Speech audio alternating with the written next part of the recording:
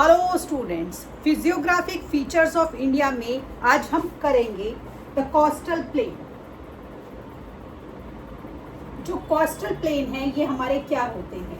अगर आप इंडिया के मैप को ध्यान से देखें तो आप देखेंगे कि वेस्ट से लेकर ईस्ट तक अगर हम नीचे से जाएं, ऊपर तो हमारा नॉर्दर्न साइड हो गया, नीचे से जाएं वेस्ट से लेकर ईस्ट तक इंडिया एक बहुत लंबी कोस्टल लाइन को बियर करता है।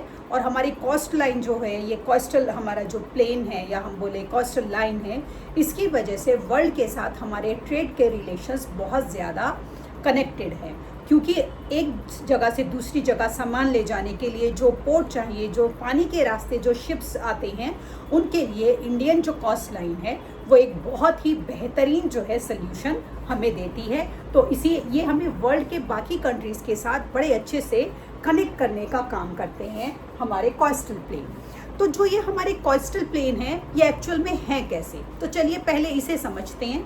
तो जो हमारा पेनिनसुलर प्लेटो है उसके साथ साथ एक नैरो कोस्टल स्ट्रिप चलती है जो कि अरेबियन सी से, वेस्ट में अरेबियन सी से और ईस्ट में बे ऑफ बंगाल की साइड से होते होते हमारे ये प्लेन कोस्टल प्लेन फॉर्म्ड होते हैं। तो जो ये हमारा वेस्टर्न कोस्ट है, जिसे हम वेस्टर्न कोस्ट हम बोल रहे हैं, ये हमारा अरेबियन सी और वेस्टर्न घाट के बीच में एक छोटा सा हिस्सा है। तो इसको सैंडविच के नाम से भी बोल दिया जाता है कि जो वेस्टर्न कोस्ट है वो सैंडविच है बिटवीन वेस्टर्न घाट और अरेबियन सी के, बहुत छोटा सा प्लेन है अगर आप इंडिया के मैप पर इसे देखेंगे। और इसके 3 सेक्शन हैं। नॉर्दर्न पार्ट में इसे कोंकण बोला जाता है, मुंबई और गोवा। द सेंट्रल स्ट्रेच जो है उसे हम कन्नड़ प्लेन बोलते हैं, जबकि जो साउदर्न स्ट्रेच है उसे हम मलाबार कोस्ट बोलते हैं। तो ये जो हमारे प्लेन्स हैं जो बे ऑफ बंगाल से होते होते हमारे वाइड रेंज बना देते हैं। नॉर्दर्न पार्ट में इसे हम नॉर्दर्न किरकर बोलते हैं, साउदर्न पार्ट में इसे हम कोरोमंडल कोस्ट बोलते हैं। और यहाँ पर हमारी महानदी, गोदावरी, कृष्णा, कावेरी, बहुत सारी नदियाँ जो हैं इन हिस्सों को ड्रेन करती हैं। चिल्का लेक जो है यहाँ के ईस्टर्न कोस्ट की one of the main important हमारी जो है नदी है। तो जो हमारा साउदर्न पार्ट है यहाँ पर मेनली हमारा जो राइस है उसको उगाया जाता है, फार्मिंग करी जाती है। और जितने भी हम बोलते हैं ना इंडियन स्पाइसेस हैं, तो ये जो हमने पढ़ा मलाबार कोस्ट, कोरोमंडल कोस्ट, जितने भी हमारे स्पाइसेस के वेरिएशन हैं वो सारे हमारे देश में इस कोस्टल लाइन पर ही उगाए जाते हैं। और आप इसीलिए देखिए कि जब हम वर्ल्ड के अपनी हिस्ट्री को देखते हैं तो हम देखते हैं कि जो हमारे यूरोपियन ट्रैवलर्स आते थे वो समुद्र के रास्ते से जब आते थे तो इन्हीं कोस्टल एरियाज़ में रहते थे, क्योंकि जितने भी आपको इंडियन स्पाइसेस हो गए, जैसे कि ब्लैक पेपर हो गया, आपका सिनेमन हो गया, कार्डमम हो गया, और भी जितने भी हमारे वेरियस स्पाइसेस हैं जिनकी यूरोप में बड़ी डिमांड होती थी, वो हमारे ज़्यादातर इन्हीं हिस्सों में उगाए जाते हैं। किसमें? हमारे कोस्टल प्लेन में। अब हमारा आता है आइलैंड। जो हमारे आइलैंड है जिसे हम बोलते हैं कैसा एरिया जो कि चारों तरफ पानी से घिरा हुआ है।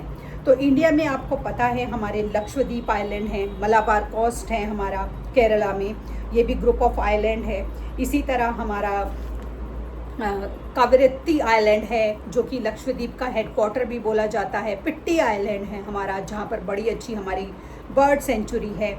और हमारा अंडमान एंड निकोबार तो है ही, जिसे हम अपने देश में ना हमारे उसमें जब हमें ब्रिटिशर्स ने कॉलोनी बनाया हुआ था तो हमारे बहुत सारे फ्रीडम फाइटर्स और रेवोल्यूशनरीज़ को अंडमान निकोबार में जेल में भेज दिया जाता था और उसे ये बोला जाता था कि काले पानी की इन्हें सज़ा दी गई है। क्यों? क्योंकि वो आइलैंड था तो देश के बाकी हिस्सों से इतना ज़्यादा वेल कनेक्टेड नहीं था।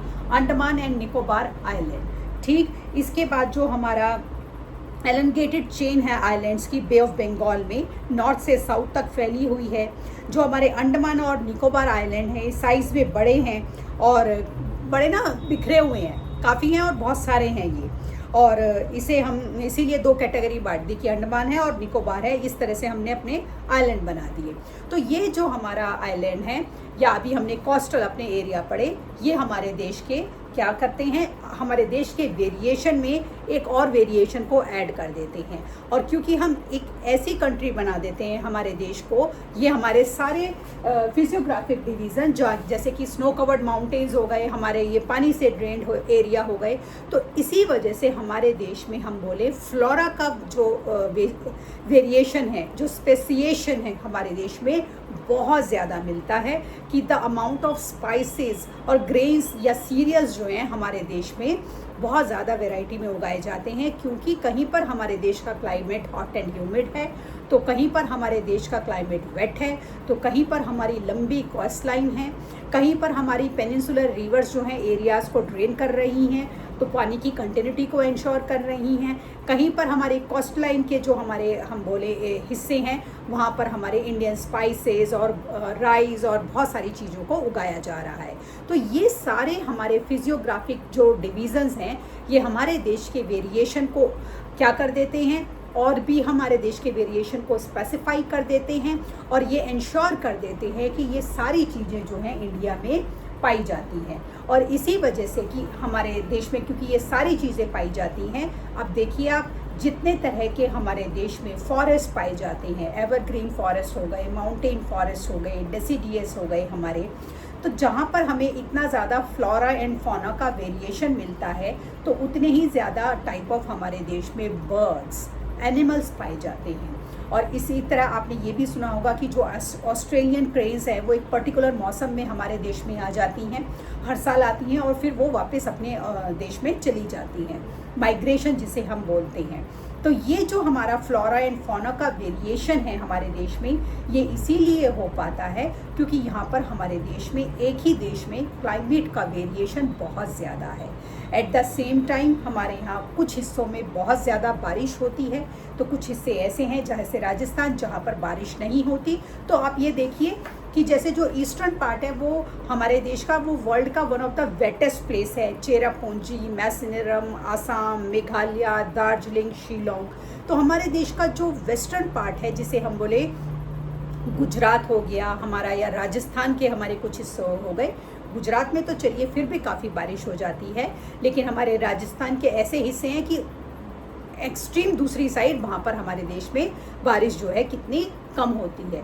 और इसी वेरिएशन की वजह से एक हिस्से में तो हमारे यहाँ चाय की खेती और कॉफ़ी की और प्लांटेशन वर्कआउट किया जाता है, और दूसरी तरफ हमारे यहाँ देश में हमें कैक्टाई और इसके वेरिएशन या ऐसे कांटेदार जो पेड़ होते हैं उसके वेरिएशन हमें मिल जाते हैं। इसी तरह नॉर्दर्न प्लेन में हम बहुत ज़्यादा गेहूँ उगा लेते हैं, तो साउदर्न कोस्ट लाइन में हम बहुत ज़्यादा राइस और पैडी की खेती कर लेते हैं।